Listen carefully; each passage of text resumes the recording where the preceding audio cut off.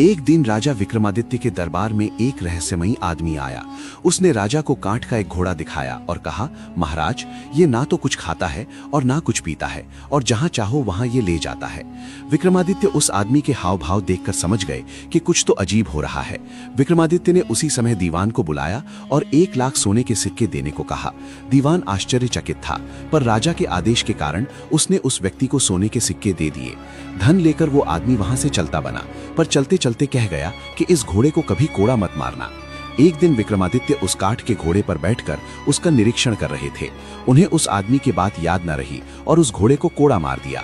तभी अचानक ही वो काठ का घोड़ा विक्रमादित्य को आकाश में ले उड़ा और समुद्र पार ले जाकर घोड़े ने विक्रमादित्य को एक भयानक जंगल में गिरा दिया। होश संभालकर विक्रमादित्य जब आगे बढ़े तो वो उस भयानक रहस्यमयी जंगल में खो गए।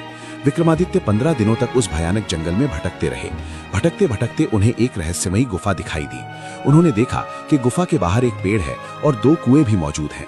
पेड़ के ऊपर एक बंदरिया भी बैठी थी, जो कभी नीचे आती तो कभी ऊपर चढ़ती। विक्रमादित्य छिपकर सब हाल देखने लगे। दोपहर होते ही एक तांत्रिक उस गुफा से बाहर आया और कुएं से पानी लिया और उस बंदरिया पर छिड़क दिया। तभी वो एक बहुत ही सुंदर स्त्री बन गई। तांत्रिक पहर भर उसके साथ रहा और फिर दूसरे कुएं से पानी लेकर स्त्री पर छिड़का कि वो फिर से बंदरिया बन गई और पेड़ पर जा बैठी, और तांत्रिक वापस उस गुफा में चला गया। ये देखकर विक्रमादित्य को बहुत ही अचंभा हुआ। विक्रमादित्य ने भी कुएं के पानी को जब उस बंदरिया पर छिड़का तो वो एक सुंदर स्त्री बन गई। उन्होंने जब प्रेम से उस स्त्री की तरफ देखा तो वो बोली, हमें ऐसे मत देखो, हम तपस्विनी हैं, श्राप दे देंगे तो तुम भस्म हो जाओगे। राजा बोला, मेरा नाम विक्रमादित्य है, मेरा कोई कुछ नहीं बिगाड़ सकता। नाम सुनते ही वो स्त्री विक्रमादित्य के चरणों में गिर पड़ी और बोली, हे राजन, आप अभी यहाँ से चले जाओ, नहीं तो ये तांत्रिक आएगा और हम दोनों को श्राप देकर भस्म कर देगा। विक्रमादित्य ने कहा, तुम कौन हो और इस तांत्रिक के हाथ कैसे लगी? स्त्री बोली, मेरे पिता कामदेव और माँ पुष्पावती हैं।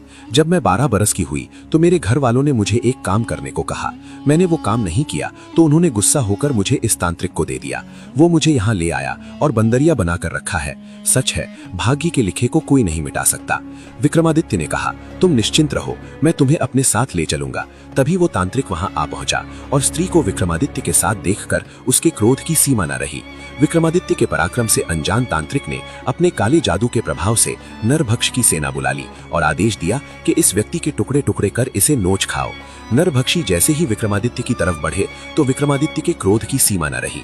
वो अकेला योद्धा नरभक्षी की सेना पर टूट पड़ा और देखते ही देखते विक्रमादित्य ने उन सभी को मौत के घाट उतार दिया। एक अकेले योद्धा द्वारा इतनी खूंखार सेना का अंत होते देख तांत्रिक समझ गया कि ये कोई साधारण मानव नहीं है। विक्रमादित्य जैसे ही उस तांत्रिक की तरफ भागे तो वो अंतर ध्यान हो गया और वापस प्रकट होकर हंसने लगा। विक्रमादित्य समझ गए कि ये तांत्रिक मायावी है, इसे इस तरह काबू करना संभव न होगा। तभी विक्रमादित्य ने बेताल का आह्वान किया और बेताल प्रकट हो गया।